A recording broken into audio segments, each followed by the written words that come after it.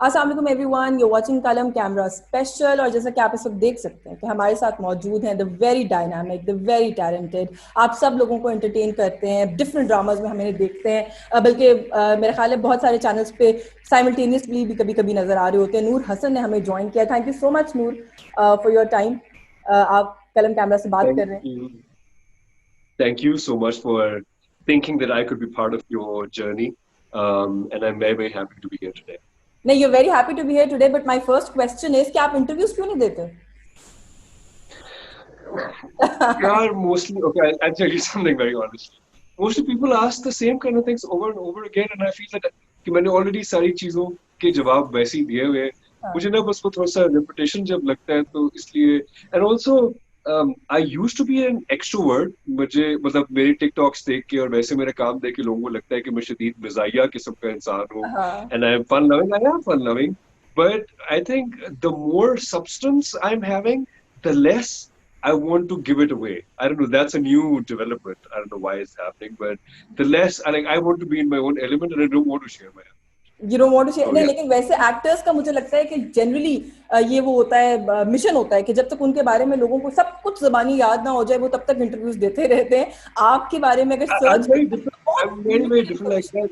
मैं I'm very different like that because मैं किसी कोई ऐसी चीज कोई ऐसा मूव नहीं करता कोई ऐसी चीज नहीं करता जिससे एकदम से I I don't know I want mind going viral, but जो ट्रेंड है ना जिस तरीके से लोग वायरल क्विकली हो जाते हैं for anything, for any good or bad or ugly, तो मुझे बस वो थोड़ा सा I'm not really too fond of that। मुझे लगता है कि आप on average जाते रहे तो आपकी longevity ज्यादा होती है। जो बहुत ज्यादा अप एंड डाउन होता है ना तो उनकी फिर एक्सट्रीमिटीज ज्यादा हो जाती है, ज्यादा अप एंड ज्यादा डाउन भी आता है। ज्यादा so down. I just want to be like my lifeline should be like straight। सीधा जाना चाहिए। अच्छा ठीक है, आपने कहा है, आपने बहुत दफा बोला है, बट ठीक है, अब मैं अपने व्यूअर्स के लिए फिर पूछूंगी आपसे, how did you start by acting, modelling, कैसे सोचा? It was a very interesting journey। Okay, one thing मुझे हमेशा से पता था कि मैं मशहूर होऊंगा एक दिन, लेकिन अच्छा। मेरे जहन में आता था more as as a as a music composer। मुझे याद है बचपन में जब मैं छोटा होता था तो I used to listen to a lot of South Indian music, a lot of Tamil and Telugu and Malayalam, and everybody used to call me an alien। मेरी अम्मी मुझे बोलती तुम क्या एलियन बन के कौन सी लैंग्वेज सुन रहे हो। कौन सी जबान अब है? और अभी तो लोगों को पता भी है कि ये सारी चीजें क्या है। आप imagine I was probably 6 or 7। हम्म। पापा के पास मेरे अब्बू जो है वो he was always computer and satellite and all of that। तो हमारे पास बहुत पहले early in the stage एक डिश एंटीना हुआ करता था। उसमें गंदा सा फजी सा चैनल आया करता था तमिल म्यूजिक का। So I used to record that all the time and I used to listen to that। तो वो अच्छा। तो उससे फिर मुझे म्यूजिक कॉम्पोजिशन का बड़ा शौक चढ़ा। मुझे लगता था कि यार okay I am part of it, I want to create something like this too. हुआ ये कि I still remember this, there was this friend of mine, उसका इंटरव्यू होना था रेडियो स्टेशन के लिए, FM 101 के लिए। तो हाँ। उसने मुझे कहा कि यार मैं अकेले जा रही हूँ, is it okay you take come with me because I don't know how these things work. तो आई स्टिल रिमेम्बर हम लोग सारे वहां पे गए हुए थे, there were more people as well.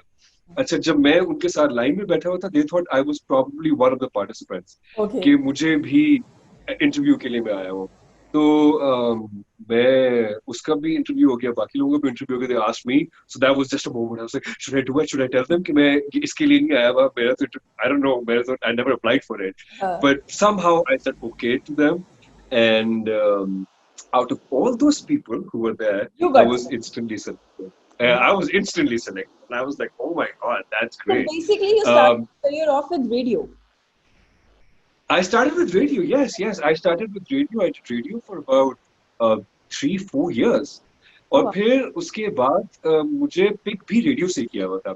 I still remember एक शो होता था जिसमें वो पुराने प्रोड्यूसर्स को बुलाते थे, PTV के, जिन लोगों ने सारा काम किया हुआ है। उसके अलावा जो उनके क्रिएटिव कंटेंट के लोग होते थे उनको बुलाते थे। और उसके बाद मेरा शो हुआ करता था। तो उनके already one of the guests were there and उसके बाद मेरा शो होना था। So they heard me talk and they needed an anchor person. तो उन्होंने कहा यार ये बच्चा कौन है, इसको कहें कि ये PTV जरा आए तो सही जरा। सो हाँ। Then I went there and from there my VJ career start. कोई 3 years of I doing think radio। Boom on live से आपने स्टार्ट किया था television, if I am not No, wrong. no, Boom on Live came much later।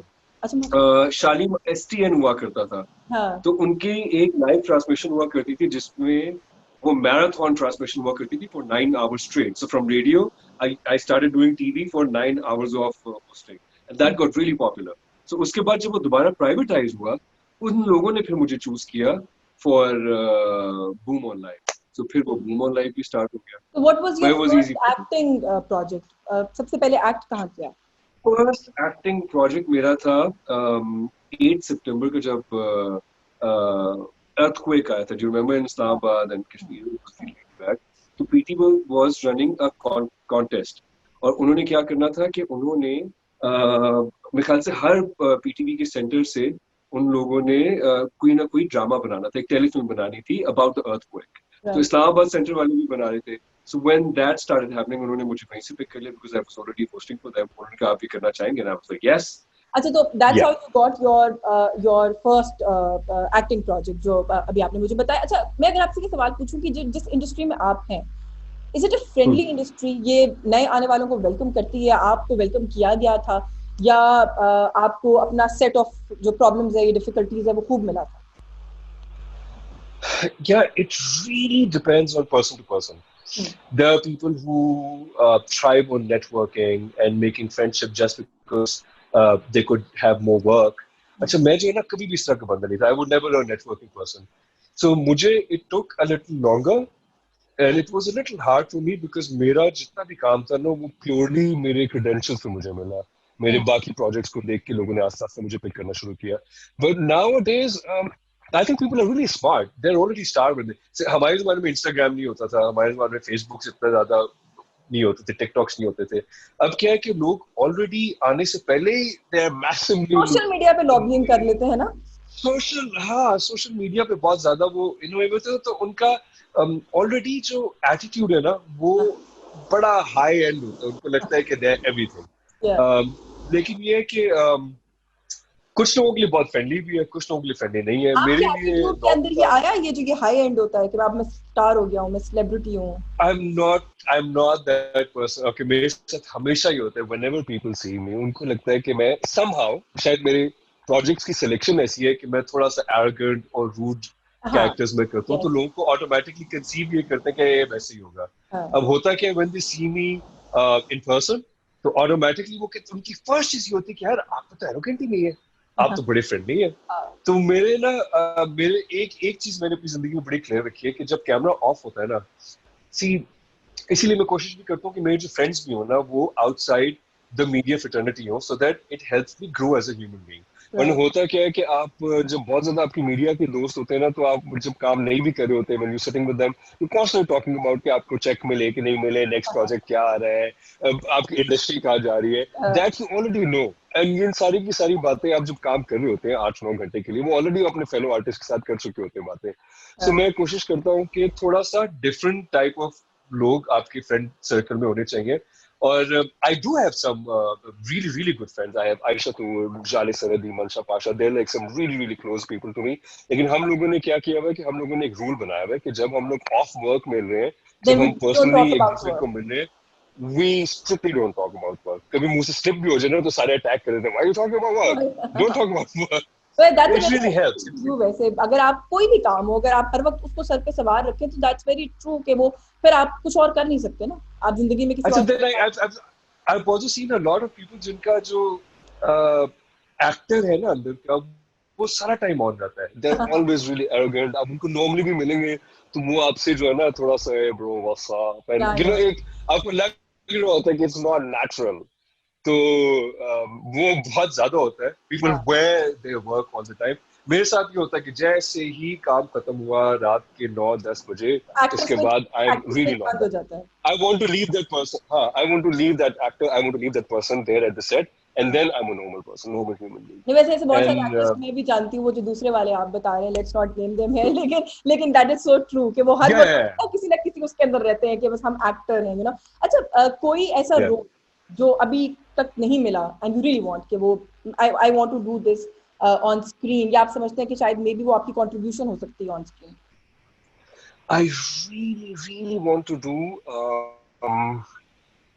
गरीब देसी गांव का इंसान जिसने शलवार कमीज पगड़ी पहनी हुई हो, मूछे शूछे उनकी हो, जिसमें हाँ प्रॉबेबली लैंग्वेज का डायलेक्ट भी थोड़ा सा चेंज हो।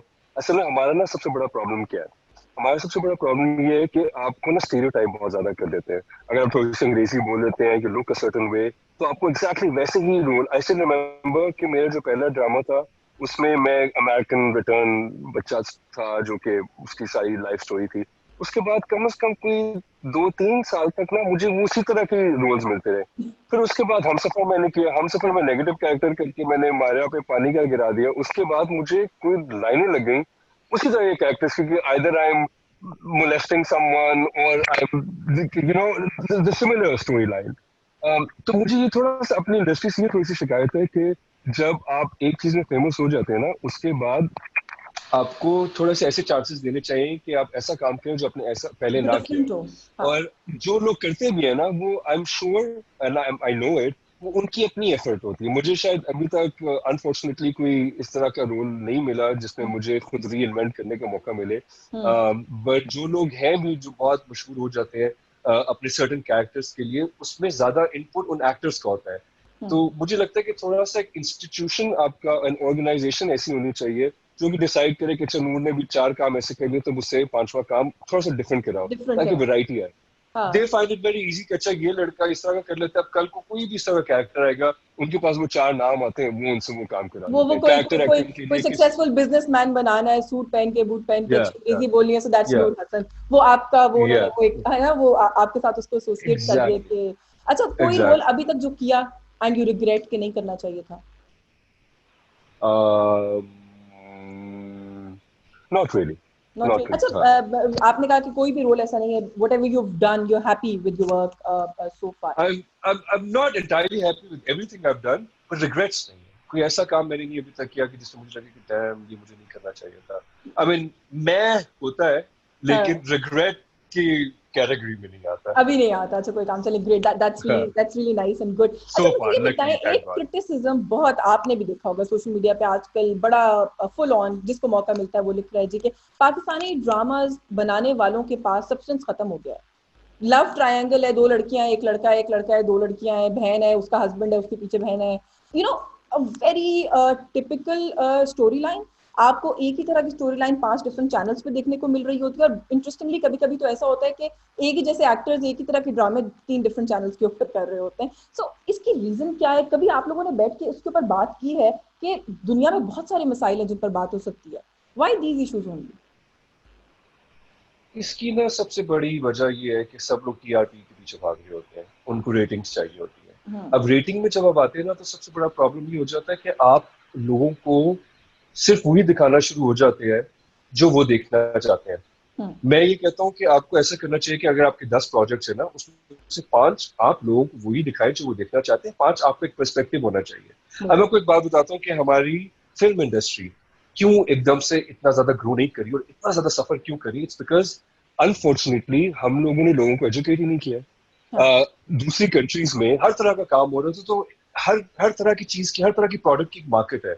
अब होता क्या है कि आप हल्का सा आउट ऑफ द बॉक्स सास बहू टाइप की फिल्म तो नहीं बना सकते, क्योंकि अगर हाँ ऐसी फिल्म बनाते हैं तो ऑटोमेटिकली लोग कहते हैं कि तो ड्रामा टाइप की फिल्म लग रही है। बिल्कुल। आप आउट ऑफ द बॉक्स को जाके बनाना चाहते हैं, अभी आप एक वुमेन सुपर हीरो दिखाएं, half the people won't even accept it, because hmm उन्होंने औरत को हमेशा मार खाते हुए बहू के रोल में अनफॉर्चुनेट। हस्बैंड से पिटते हुए देखा है, और यही उनकी और लोगों को समहाउ आई थिंक ये हमारा कसूर है कि I am a little bit of feminist. मुझे लगता है कि औरत की स्ट्रेंथ हमने उसकी वीकनेस बना दी है। जो औरत जितने डंडे खाती है, जितना सेक्रीफाइस करती है, जितनी मार खाती है, जितनी अपनी सास के नीचे लगी रहती है, जितना काम घर का करती है, समवेयर उसी में अच्छाई है, वही उसकी स्ट्रेंथ है। And I really don't agree with it. And this is very और हमने डेंजरस इतना, ऑल्सो। बहुत सारी खवातीन इट्स वेरी घर में डेंजरस। शाम को ये ड्रामे देखती हैं, उनकी बच्चियां इर्द गिर्द होती हैं, हम क्या एजुकेशन दे रहे हैं? हम बच्चियों को क्या सिखा रहे हैं कि मार एग्जैक्टली खानी है, सप्रेस होना है? एग्जैक्टली। हाँ बिल्कुल, ये सही बात है। उसके अलावा और जो डेंजरस बात है ना, वो ये है कि आपने इतना स्टेरियोटाइप किया कि जो लड़की बुरी दिखानी है उसको आपने वेस्टर्न कपड़े पहना दिए, हाँ उसको आपने थोड़ा सा मॉडर्न सेल्फ बना दिया। सफिशिएंट बना दिया, हाँ उसको आपने मॉडर्न बना दिया। वो अपनी जिंदगी को जानती है, वो अपने बारे में जानती है। अब होता क्या है कि जैसे ही आपको बाहर कोई इस तरह की लड़की नजर आती है, तो आपको ऑटोमेटिकली प्री कंसीव्ड नोशन होता है कि ये तो प्रॉब्लली अच्छे कैरेक्टर की लड़की नहीं, because that's what you see every day of your life. या तो वो मुझे थोड़ा सा उससे इख्तलाफ है। But again answering your question, people like it somehow. And I think there is some, I would say, addiction in misery. People love it. People love to watch it. तो मुझे सिर्फ ये लगता है कि थोड़ा सा एक फैक्ट्री टाइप की फील मुझे भी आती है कि एक चीज हिट हो जाती है, अब आप आगे 10 सारी चीजें शुरू हो जाते हैं विदाउट यूजिंग योर, कि अब नया क्या करना है, लोगों को किस तरीके से एजुकेट करना है, उसकी एक कमी जो है वो आप महसूस करते हैं कि वो है। अच्छा, ब्रीफली 2-3 छोटी-छोटी बातें। एक तो ये कि व्हाट वाज द, क्या वर्ड यूज करूं, फनीएस्ट स्कैंडल जो कभी बना आपका, जिस पे आपको हंसी बहुत आई कि यार मतलब कुछ और करने पे कमाल हो गया?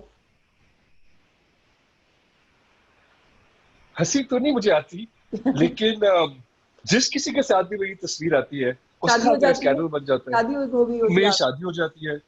But 2 times which I wasn't really happy about, मतलब of course बहुत बुरी। मैं अपनी कजन की शादी पे गया, वो दुल्हन बनी हुई थी, मैंने साथ बैठ के तस्वीर खिंचा दी और मैंने वो पोस्ट कर दी कि मैं I'm at a wedding, वो नूर हसन की बीवी। और unfortunately that picture is still on media, social media. आपका नाम टाइप करें तो वो तस्वीर अभी भी आ जाती है कहीं से सामने। And it's so sad. There's this one time I took a picture with my sister that was blown out of proportion too, and I was like, dude, so मुझे थोड़ा सा बस ये लगता है कि हमारी सोसाइटी में एक मर्द औरत को प्यार, मोहब्बत और रिलेशनशिप के अलावा कोई और डायनामिक्स में देखा ही नहीं जाता।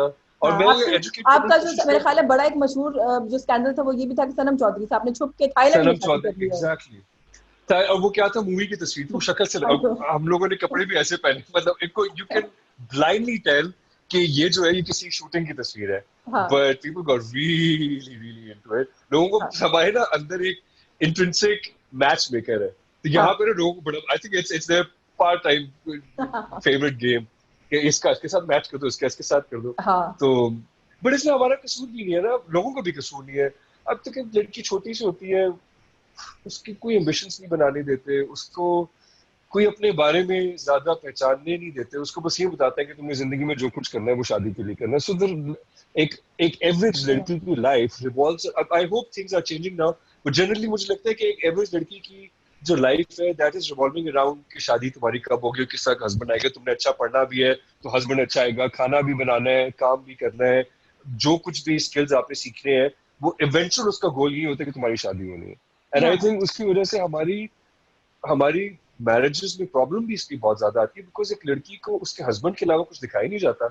तो उसमें क्या होता है कि then you get stuck with the person. आपकी कोई लड़की की अपनी पर्सनल लाइफ नहीं होती, अपना फ्रेंड सर्कल नहीं होता। वो थोड़ा सा प्रॉब्लम है। लेकिन लाइक यू सेड कि हम सब के अंदर एक मैच मेकर रहता है, ये तो सच है। अच्छा, कोई फेवरेट को actor? Oh, favorite co-actor. I really liked working with Sania Said and Sakina Samo. Sania Said is one of the person I can work over and over again because she challenges you. बाकी लोगों के साथ एक normal होता है, I mean you don't find the situation challenging, but probably उनका aura भी ऐसा है सानिया सईद का कि आपको लग रहा होता है कि you have to be at your best. उनके साथ तो एक ड्रामा जो आपने किया है सकीना, और उनके साथ वो खतरनाक भी बहुत था वैसे। इमोशनली बड़ा वो था कि आपको स्क्रीन के साथ ग्लूड रखता था और आपको बड़ा used to get goose bumps after every 2 scenes के, पता नहीं आप क्या करने लगे हैं। सो आई एम श्योर कि आपके लिए एज एन एक्टर भी बहुत चैलेंजिंग होगा वो। मेरे लिए बहुत चैलेंजिंग, स्पेशली जो मेरी सीन्स आते थे Sani said, and she's not that she's scary, she's not scary at all, she's very helpful, लेकिन एक आपको होता है कि you have to be at your best at her level, you have to be there. And another person who I haven't really worked with, एक हम लोगों ने प्रोजेक्ट किया था, उसमें हमारा एक दूसरे के साथ बहुत ज्यादा काम नहीं था, but one of my favorites is Hina दिल पजीर। उनके साथ मेरा काम करने का बहुत दिल करता है। तो because again मुझे ऐसे ही लगता है कि similar situation कि उनके साथ काम करना will be, I mean she's a really good friend and I love her, I adore her, she's a brilliant person. She's also another person आपको लगता है कि थोड़ी arrogant होगी, and because she's on a legendary situation तो आपको लगता है कि वो अपने आप को uphold भी सीधा करती होंगी, but she's like I resonate with her. वो बिल्कुल डाउन टू अर्थ, वो आपको ऐसे मिलेंगे, आप कहेंगे यार ये जो 14 कैरेक्टर्स एक ड्रामा में कर रही होती है, and she is so down to earth, and Sakina Hina Dilpazeer is really down to earth that way. Right. अच्छा, व्हाई टिकटॉक क्योंकि आपका बड़ा इंटरेस्ट है, आप बड़े शौक से करते हैं मुझे लगता है टिकटॉक। बिल्कुल। I think it was my true calling. It was my inner calling. Again, it was accidental. I was shooting at one of these dramas, and one of the co-actors told me, "Oh, there is this new thing, TikTok." उससे पहले मुझे कुछ भी नहीं पता था. And then I randomly made a TikTok and I posted it. अच्छा, अब मुझे नहीं पता था वो लोगों को इतनी पसंद आ जाएगी. उस टाइम पे शायद बहुत ज्यादा, अब तो हर एक्टर टिकटॉक्स कर रहा है, लेकिन उस जमाने में इतने ज्यादा एक्टर्स कर भी नहीं रहे थे, तो it still had its novelty.